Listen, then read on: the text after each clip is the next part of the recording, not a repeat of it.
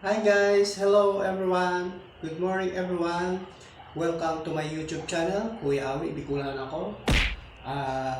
Saan ngayon, sa araw na ito, sa aking vlog, mayroon na naman akong may share sa inyo at I hope na mayroon kayong matutunan sa aking share na vlog sa inyo, sa aking mga followers, sa aking mga uh, YouTube followers. I hope na mayroon kayong matutunan sa aking vlog sa araw na ito. Actually, kagabi kasi mayroon akong experience sa aking pamamasada. Nung time na pauwi na kasi ako sa bahay namin, nagkaroon ng aberya yung aking taxi unit na aking pinapasada. So, kailangan gawan ko agad ng action para yung aking home service sa malaking medical company na aking siniservisan, hindi ako masira sa kanila. For short, kailangan yung performance ma-maintain ko sa pagsiservice ko sa kanila. Upang sa ganun, hindi ako masira sa aking, kailangan kapag makapasok ka sa ganyang situation, kailangan ahead of time or bigyan ka agad ng action yung mga bagay-bagay na experience natin. So, ngayon sa araw na ito, ang may share ko, yun nga, regarding sa kailangan natin, bigyan natin ng ahead of time or action kaagad upang sa ganun hindi tayo magkaroon ng problema sa ating sarili or sa ating paghanap buhay. So, ngayon, pupunta tayo doon sana masamahan niyo ako sa pagpunta ko doon sa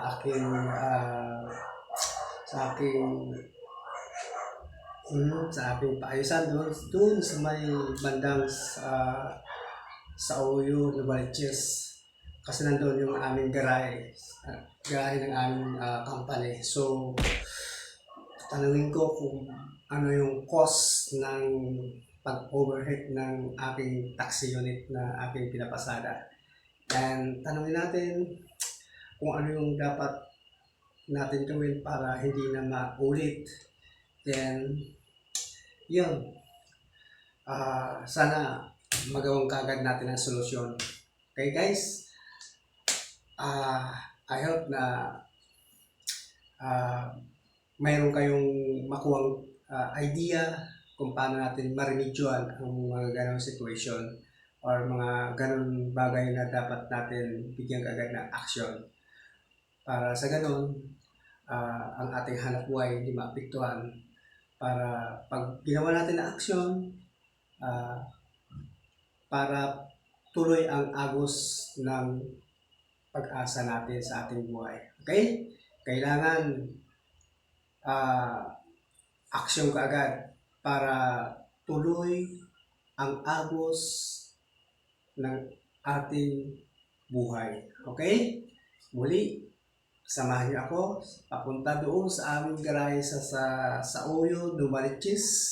Okay? Guys, tara! Punta natin. Tara guys! Ubusin ko lang kapito.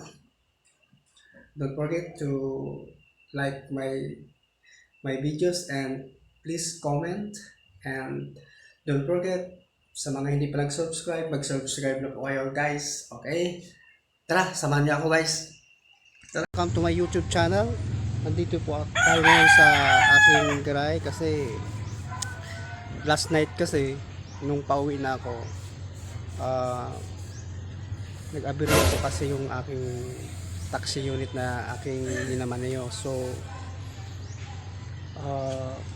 ngayon, pinuntang ko dito yung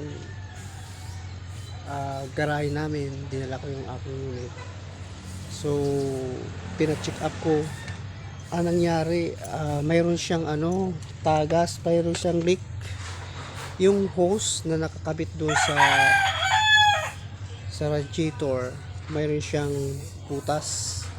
So, kaya napaka-importante talaga na kailangan ma-double check natin ang mga parts ng ating sakyan para maiwasan yung aberya ng ating sasakyan. So, mabuti na lang kagabi tapos na yung aking pamasada. So, ngayon, kaya ang ginawa ko bago ako lumabas ngayong araw na ito, pinuntahan ko muna dito yung garahe namin para ipa-check up ko ang unit ko. So, yun nga, na-detect nga, yun. In-inspect lahat. Ito yung ng unit ko. So, ayan. Kung ma-obserbahan nyo sa aking mga viewers, talagang grabe no, ang gulo ng sakyan. Pag hindi ka talaga familiarize sa mga parts ng sakyan, talagang ma-frustrate ka kasi hindi mo alam yung mga parts. Pero pag alam mo, hindi ka naman mahirapan. Kaya guys, sa mga aking mga suki, parang tao din yan eh. Ang sakyan kasi parang tao din yan. Ang tao, kapag ang isang tao hindi marunong mag-alaga sa sarili, o kaya hindi ka aware sa mga kinakain mo, ganun din yun. Magkakaroon ka ng sakit, magkakaroon ka ng hindi magandang pakiramdam sa sarili mo. So, doon nakukuha yung ating mga iba't pang uri ng ating sakit kapag ikaw ay hindi marunong sa katawan natin mag-alaga. So, kaya nagkakaroon tayo ng iba-ibang uri ng sakit dahil sa ating mga kinakain. Dahil hindi tayo aware sa lahat ng ating mga kinakain. Katulad din yan ng sasakyan, di ba? Kapag ang isang tao na may sariling sasakyan, kapag hindi mo ma-manage ng maayos ang iyong sasakyan at ma-check, so magkakaroon ng aberya, magkakaroon ng sira ang sasakyan, masisira. Kaya ang lahat ng bagay talaga kailangan malalaman natin, kailangan alamin natin ang lahat ng ating mga ginagawa. Kaya sa aking mga viewers, kapag may kunti lang na aberya ang iyong sakyan, pa-check up mo na, huwag mo nang antay na mas lalo pang masisira. Kasi pag hindi mo kagad pina-check up yan, baka dadami pa ang iyong expenses. Instead na maliit lang yung expenses mo, mas lalong lalaki.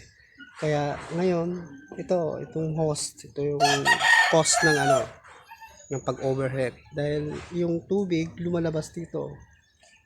So, kapag nag-overheat, talagang apektado lahat. Kasi yung pressure niyan eh, yung pan, umiikot. So, kunik-kunik na yun. Mas lalo siyang dadami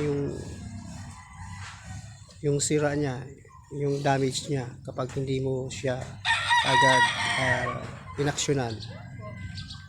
Dapat ahead of time, kailangan ahead of time, kailangan pa-check up mo kagad. Pa-check up mo kagad. Natawa ko si ate kasi may madwa na maganda.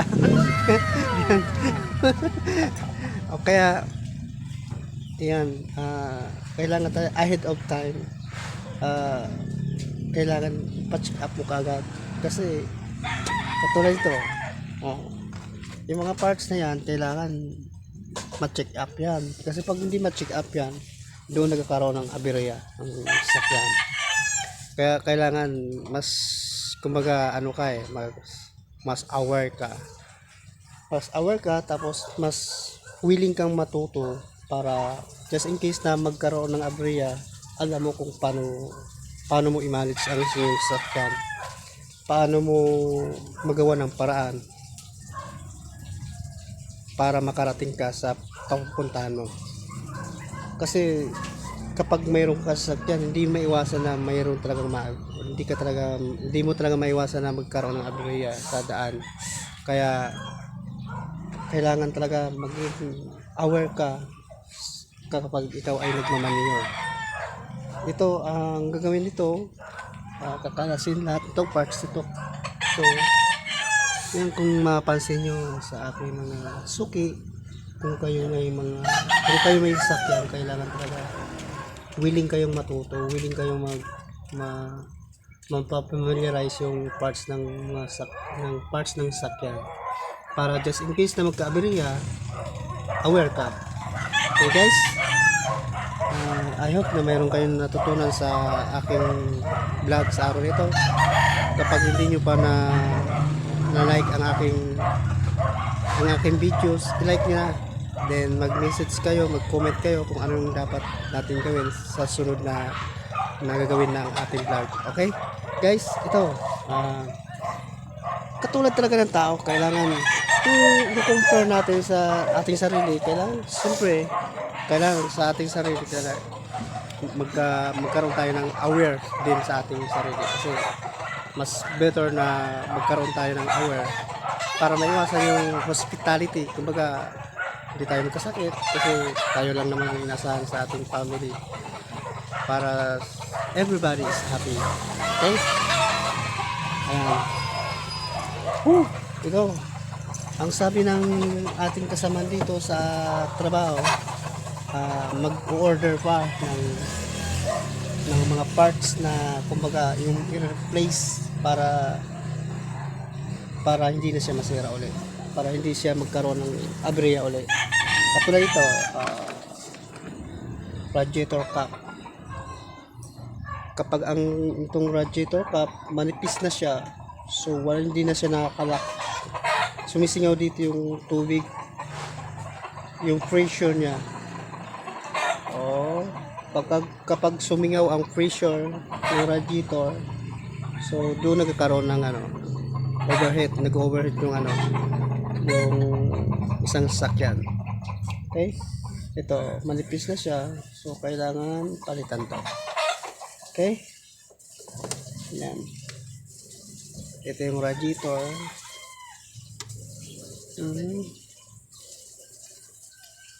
Yan. Okay, actually ito bagong palit lang itong battery.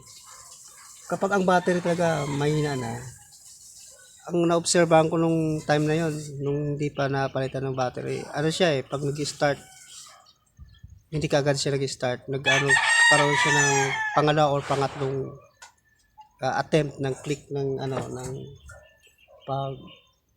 ng susi. Then yung radio na nag-stop kaagad siya kasi kulang siya sa distribution ng kuryente. So hindi siya equal na mag-distribute ng kuryente sa sasakyan. So malaman mo kagad yung effect ng low battery na siya. Kaya lagi tatandaan, kapag ang yung sasakyan mahina na ang battery, yon ang naobserbahan ko,